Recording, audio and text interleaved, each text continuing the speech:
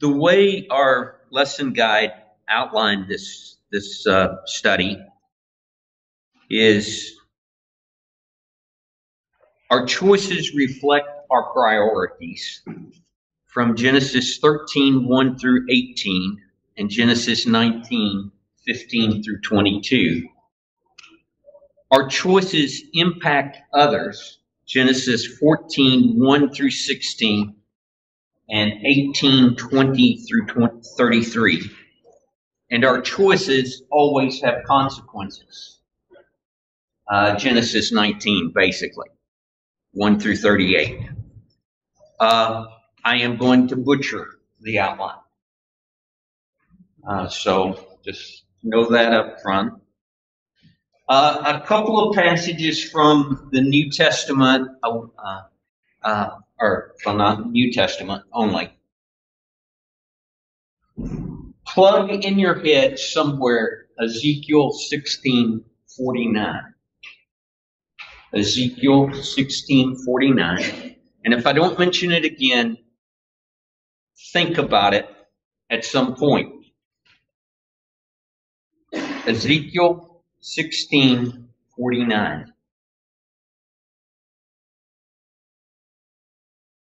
Think of, okay, let you guys find that for a minute if you want.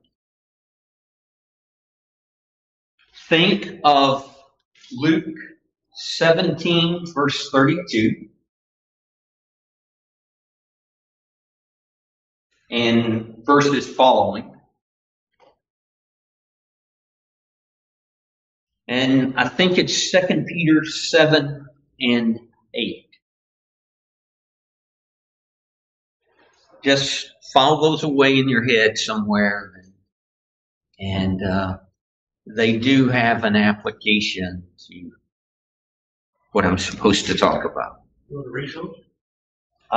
Yeah, might be. Read the Ezekiel passage. Ezekiel 16:49. Now this was the sin of your sister. She and her daughters were arrogant, overfed, and under concern. They did not help the poor. So keep that in mind when we start talking about that other part of it. So Luke 17, anybody find that one? And read that verse 32 and then following few verses. Remember Lot's wife? Whoever tries to make his life secure will lose it. Whoever loses his life will preserve it. I tell you that on that night two will be one day won't be taken better than she's left. That's good. Okay. And the other one was 2 Peter chapter 2, verses 7 and 8, possibly. I may have jacked that one up.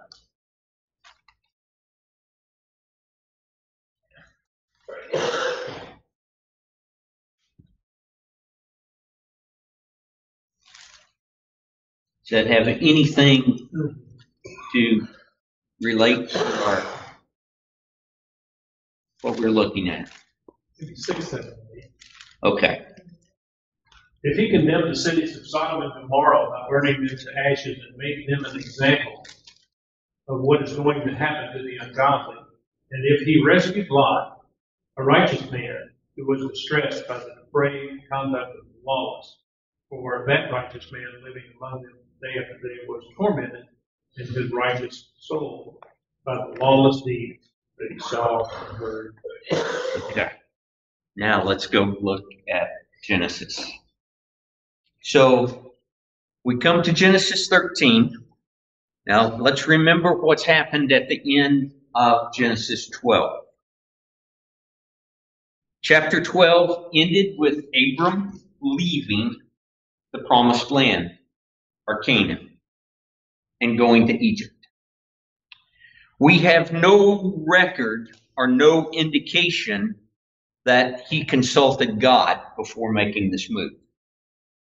Okay? Seems to be one of those moves. Okay, there's a famine here. Egypt has a reputation of having grain. So I will go there. The lie. What is the lie? Sarah is my sister. The consequences of that lie is, among other things, Pharaoh took her into his house to be one of his wives. And another consequences was that Abraham got more wealth. Okay, you might say, well, that's a good thing, right? Okay. So then the rebuke and the expulsion from Egypt by the Pharaoh. So now, at the opening of chapter 13, Lot and Abram, are returning to Canaan. And they do this journey from the northern border to Bethel Ai would be about 200 miles. It would be about 200 miles. They do this in stages. Why? Huh? Long way to travel on foot. Long way to travel on foot, but we probably get this a little screwy because we may think sometimes, well, it was only 15, 20 people. This may have been more like 1,000 people. Later in this story, Abram has 318 trained soldiers. So it's more than just a small group of people. Then plus, there are flocks, there are herds, there are donkeys, there are stuff, there are servants. He acquired more servants while he was in Egypt. So this has to be a movement by stages. They have to feed the flocks. They have to let the flocks graze. But notice where Abram returns. He returns to Bethel. This is one of the first places that he built an altar. That's where he called on the name of the Lord. So if you look at altars that Abram built, or in Shechem, Genesis 12, verses 5 through 7, is after he arrives in the promised land. He builds an altar in Bethel Ai. There's no record of him calling on the name of the Lord or building an altar when he goes to Egypt. But when he returns to the altar. In a sense, he's beginning again with his relationship with God. And in that, Abram can serve as an example to us. When we have sinned, when we have messed up, we can start at the beginning. Start at the beginning. Restore worship. Restore prayer. Begin again to be obedient to God. So, This is the first thing that's possibly a lesson for us. I heard a Lutheran pastor say, as he was dealing with the Sermon on the Mount, we conclude that, can't live up to it. His answer was, right, you're right, you can't live up to it, but you always start at the beginning. Blessed are those who hunger and thirst after God. Blessed are those who mourn is the first one, for they will be comforted. You can't keep it. You can't live up to it. But you can always start at the beginning. And I thought that was a valid point of looking at the Lord's, at the Sermon on the Mount.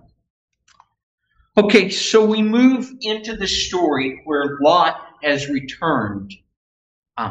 Abraham and Lot have returned to Bethel Ai. There becomes a conflict between the herdsman of Lot and the herdsman of Abram. And the reason for this conflict is there's not enough pasture land. There is not enough water. And besides that, there are other people living in the land as well. And they are competing for those same resources.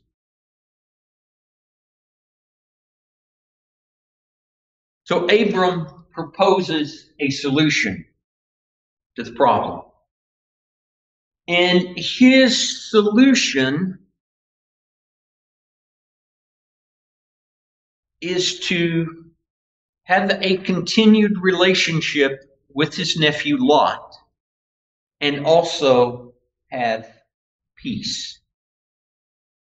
What's his suggestion?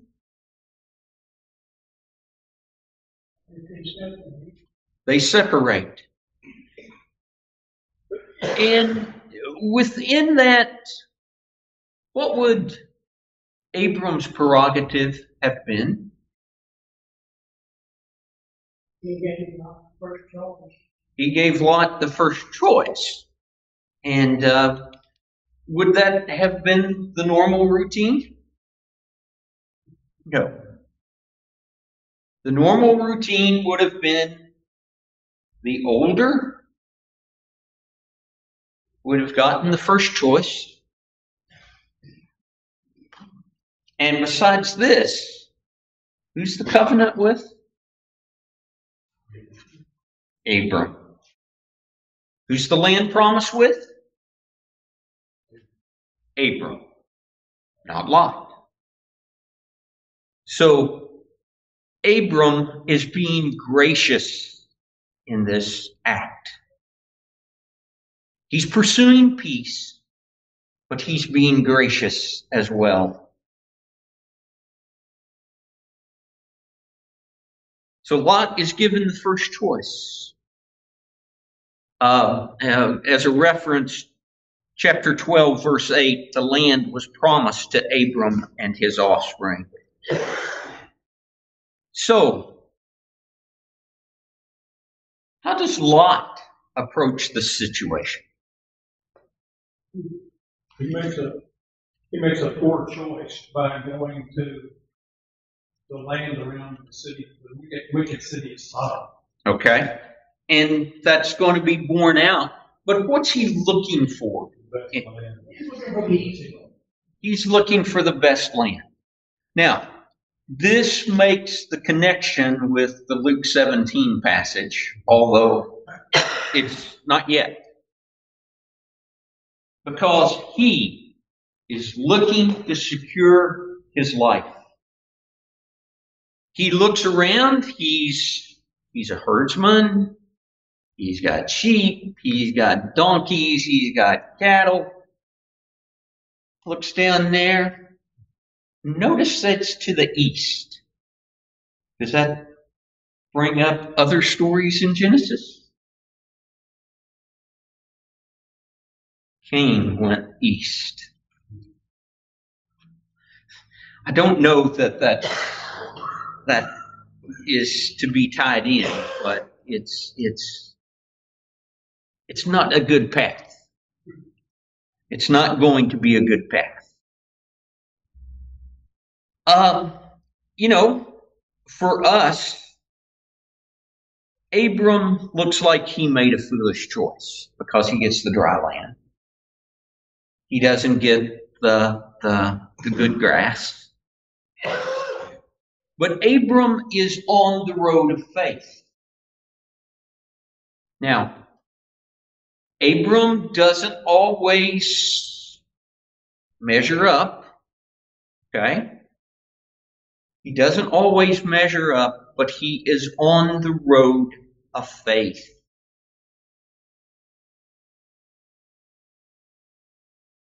He is learning to trust God. It's going to take him a while. Rick will present a lesson in a few weeks or soon about Abram and Isaac. But notice that Abram's actions are similar to that of Jesus as described in Philippians chapter 2, verses 5 through 11. He is willing to suffer to restore a relationship. He considers Lot before he considers himself. It's similar to what Paul does in 1 Corinthians 9, 14 through 18, where he says, I labored with my hands so you wouldn't be burdened in supporting me, even though it was my right to demand from you support. Lot does this. Abram does this. He pursued peace. And we can think of a lot of passages that relate to that. Blessed are the peacemakers, Jesus will say in Matthew 5:19. Romans 14:19 and James 3:18 and Hebrews 12:14 and 1 Peter 3:8 through 12 all talk about pursuing peace and the value of pursuing peace. Abram did this.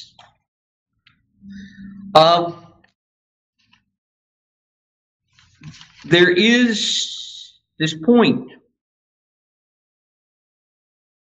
that relates back to chapter 12 here again. With the separation, Abram will have made the complete break with his family of origin. And he's still connected with them, as we'll see in the next stories. But he makes the complete break, finally, that God had called him to.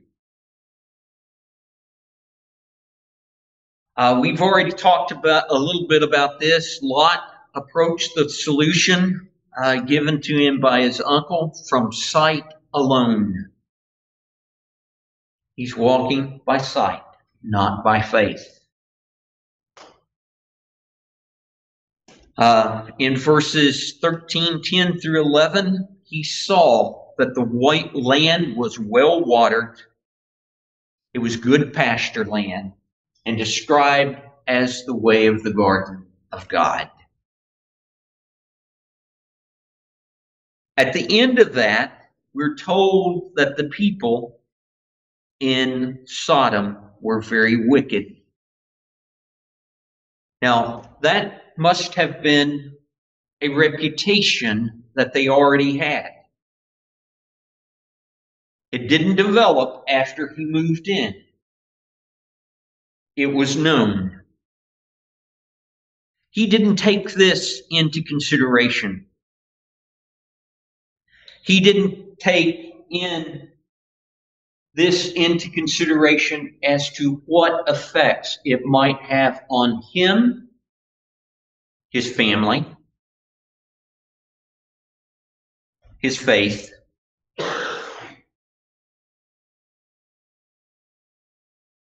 and like Lot, we often leave spiritual matters out. We leave God out, His will out of our decision making. We're enamored with prosperity. We're enamored with prestige. We're enamored with social position, perceived power and control that we can get by a decision. And the spiritual considerations go aside. And from a spiritual standpoint, we get ourselves in trouble. We say we're believers, but will that crowd we run with believe us?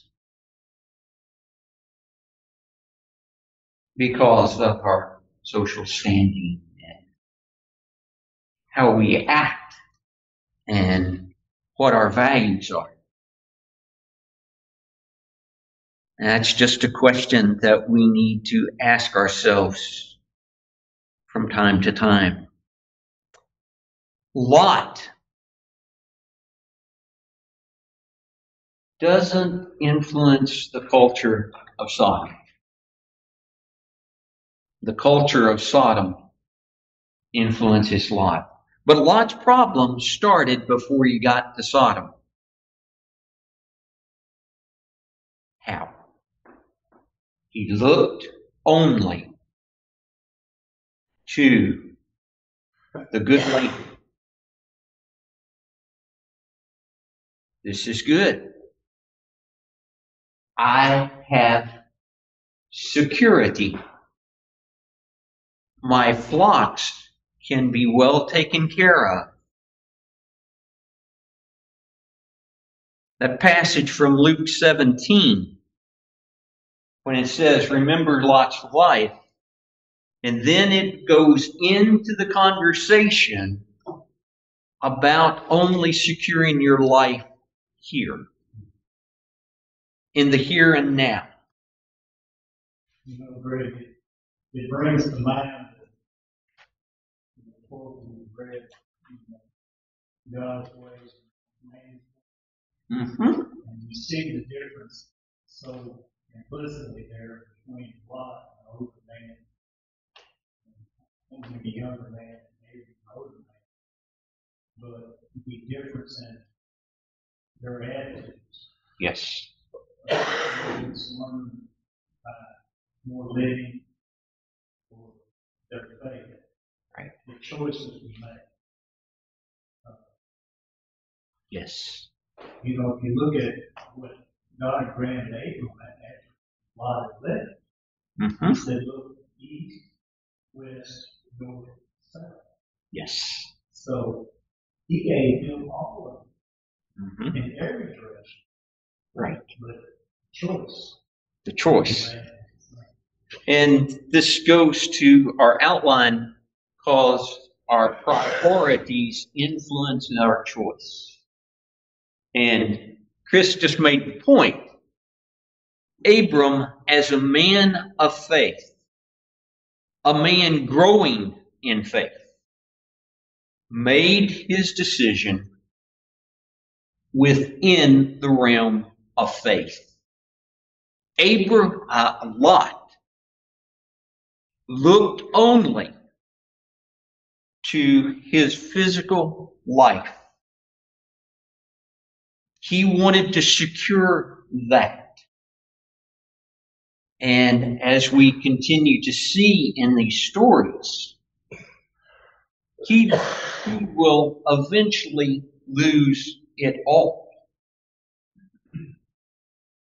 He will eventually lose it all by seeking his security in this life. Does that make sense? Does that bear true? Yes. So, if we look in chapter 13, so Lot journeys eastward, and as I pointed out, that may be an indication of the Bible writer wanting us to associate that with the story of Cain. Now, it's still east, but the emphasis that he went east might be the point there. He settled among the cities of the plain in verse 12. He moved his tent as far as Sodom. When we get to chapter 19, verse 1, he is sitting in the gateway of Sodom, which may indicate that he has become a person of influence, a leader in the city of Sodom.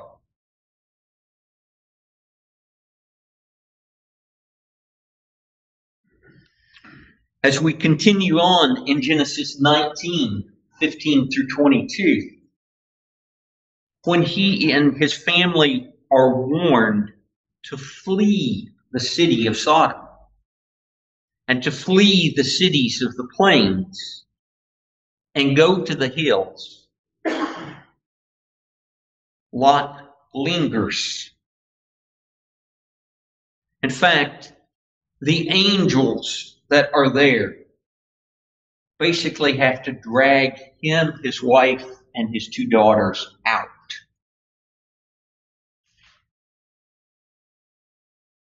Lot refuses the directive, or he argues with the directive of the angels.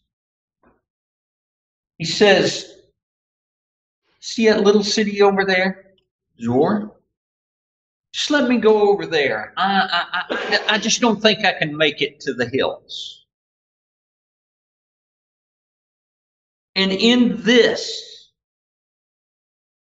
his priority seems to be to reattain the lifestyle he had become accustomed to in Sodom, or to maintain that lifestyle, or that way of life. And again, this does not work out well. He does make it to Zor. He does make it to Zor. But in the process, he is told not to look back. Not to look back. His wife does. And as Jesus applied the story in Luke 17, the security that stuff gives us can be a trap. And that seems to be the trap that Lot's wife fell into. How did she become a pillar of salt? I don't know. Possibly, probably. It was from the minerals that were falling from the sky. There are structures in the Dead Sea area because the winds blow across the Dead Sea that spreads the salt into the air. that make structures that look like salt peaks, I guess you could say, pillars of salt. So their priorities was what he could see, how he could regain that lifestyle that he had become accustomed to in Sodom. Abram was guided by godly priorities. He was guided by faith. He messed up. He returned to a place of faith. Lot, did he learn some of these things from his uncle, Abram? Possibly. Going to Egypt? Choosing the easy way? Seeking your security at all cost? Possibly. That was, yes, Chris. There's another little point here. I think I'm probably reading this into this, but Lot was a nephew of Abraham. It wasn't like he didn't know about God. Right. He followed in still relevant. Is you're confident that he can still be okay. Okay. And that's the same track that he's followed. Yeah. And that's a perfect example. And whether it was on him, it rubbed off on him. Right. It was all over. Yes. It's that trick that the devil uses. We can get so close to the burner. And then it burns us, and it burns us. And don't think that it's going to rub off because we're dependent. Really, we're dependent on ourselves when we think that. Yes. Let God have his way. Was Lot aware of the sinfulness of Sodom and Gomorrah? Well, I think because of the end of verse 8 or 12?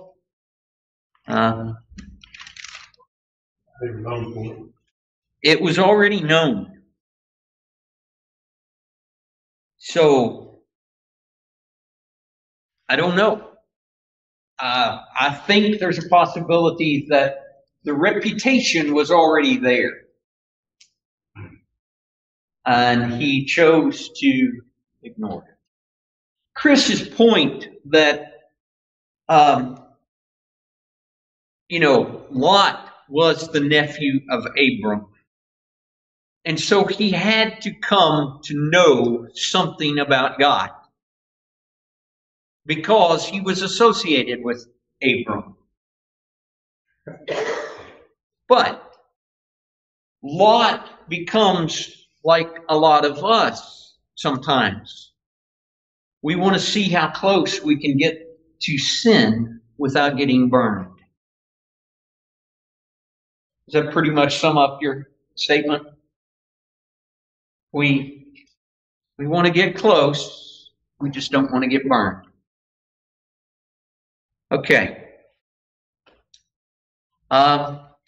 So, Abram was guided by godly priorities. He was guided by faith. His choices are influenced by faith, and he is blessed. Now, don't hear me saying that you're always going to be physically blessed by God for godly choices. And when I mean physically blessed, I mean as far as wealth, position, power, fame. That's not always going to happen. For some, it does. Daniel, for example. He was blessed. He rose to power. Okay? Abram, he was wealthy. Don't ever doubt that. He was very wealthy. But then you have in that chapter of faith, Hebrews 11, at the end of it, it talks about those people that lived in caves and wandered around in sheepskins because of their faith. Were they still blessed? Ultimately, they're blessed by God. But in this world, they don't look blessed. And we need to hear that. We need to hear that. So Lot's priorities guided his choices, his selfishness, and this made many difficulties for him and his family. If we move into chapter 14, and again, like I said, I'm butchering this outline. This piece of it is defined as our choices impact others. Genesis 14, 1 through 16, and Genesis 18, 20 through 33. The choice here is Lot has moved into Sodom.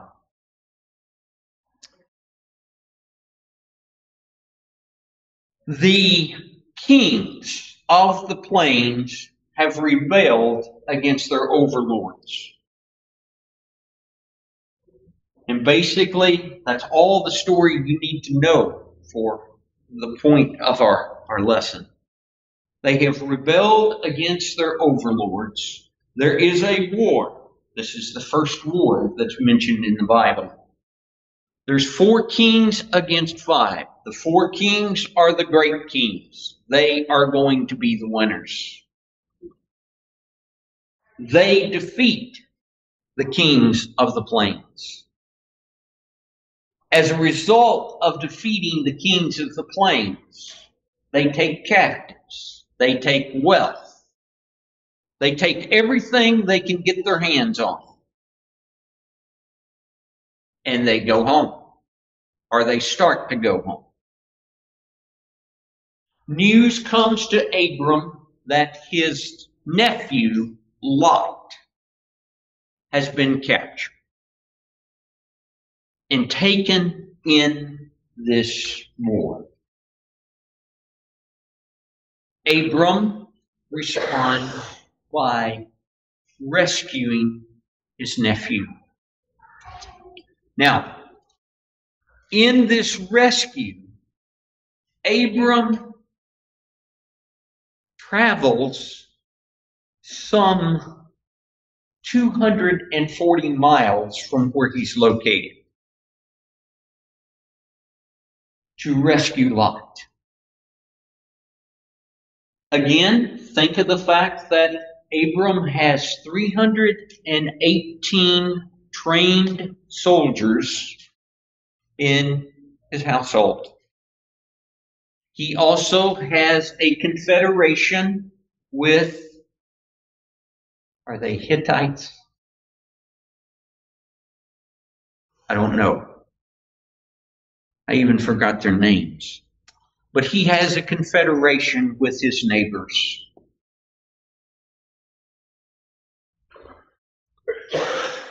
So they go with him on this venture, if you will. Abram's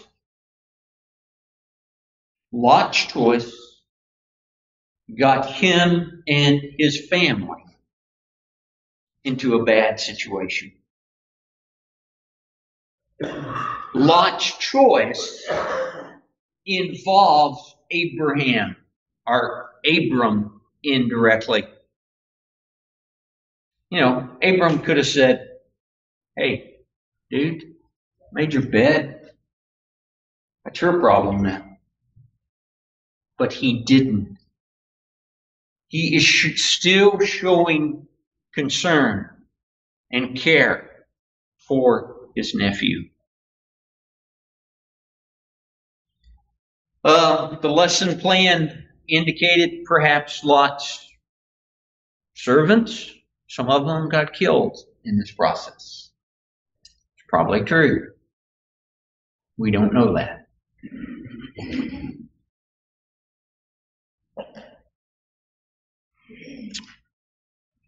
The final story, and again, that goes to our choices impacts others, is 18:20 through 33. Abram pleads with God for Sodom. He pleads with God. He starts with 50, and the number dwindles down to 10. It might be seen that Abram is haggling with God, as much as they do in Eastern markets. But here is Abram's choice. The angel and the Lord have come to him. The Lord is telling Abram what is going to happen. He tells Abram this because Abram is described as the friend of God. He is the man that God talks to. God has heard the outcry of the city. The outcry, is it the victims who are hurt in whatever's going on inside? Or is it just God knows the wickedness of the cities of the plain? Probably both. That'd be a good way of handling that. But Abram pleads for Sodom. Abram's choice will save Lot. Abram's choice of pleading for the city of Sodom will save Lot. And it is stated at the end of chapter 19, or toward the end of chapter 19, specifically, that Abraham's interceding was why Lot was saved. Chapter 19, verse 29. So it was that when God destroyed the cities of the plain, God remembered Abraham and sent Lot out of the midst of overthrow when he overthrew the cities in which Lot had settled. Okay. The last portion of this text, our choices always have consequences. We've looked at consequences already in this story. Lot looks to preserve the way of life, looks to prosper, and it got him in trouble because he moved into the cities of the plain. First, there was the consequence of the battle and being carried away into captivity. In this story, God has sent the angels ahead. They have gone into the city of Sodom. And this story has got to disturb you.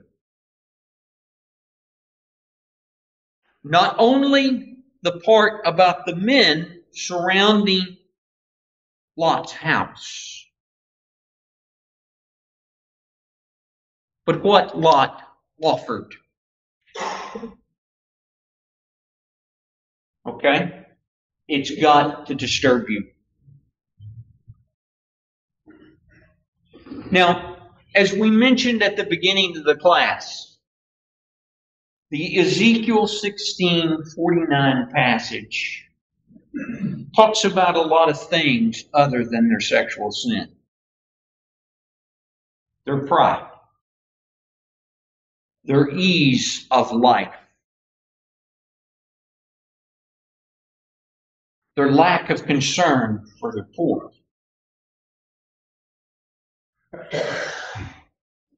And then, so maybe this is a progression. You don't overly become. I don't know what the words are. I just don't.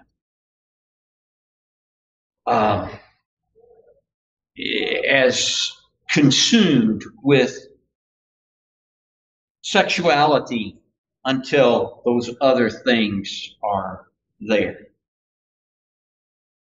You got more important things to be concerned about. Daily needs. When those become an overabundance and pride takes control of you, and pride, in one statement that we used when we were studying the Genesis 3 passage, ego, edging God out, anything becomes possible.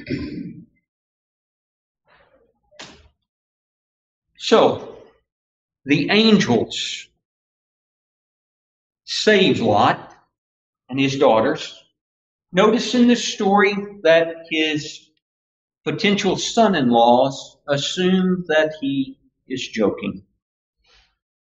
In other words, he lost his witness. His faith didn't influence the culture. The culture had influenced his faith to a point that it wasn't noticeable.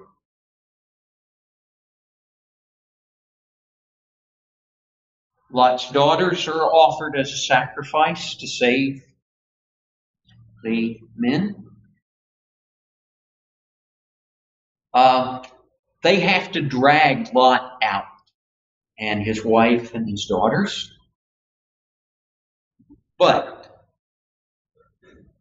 Sodom has infected the family. Lot's wife looks back. Lot's daughters, after they move to the hills, commit incest with their father. They have two sons, Moab and Ben-Ammi. These become the ancestors of the Moabites and the Ammonites, who become enemies of the people of Israel. The Moabites entice the Israelites in Numbers, starting in the Balaam stories, Numbers 22. They want to destroy them, and they entice them to sin. The Ammonites have a particular god named Moloch, to which people that got involved in worship with Moloch offered their children as sacrifices. And one of the prominent kings of Israel, because he loved many women, built a temple to Moloch.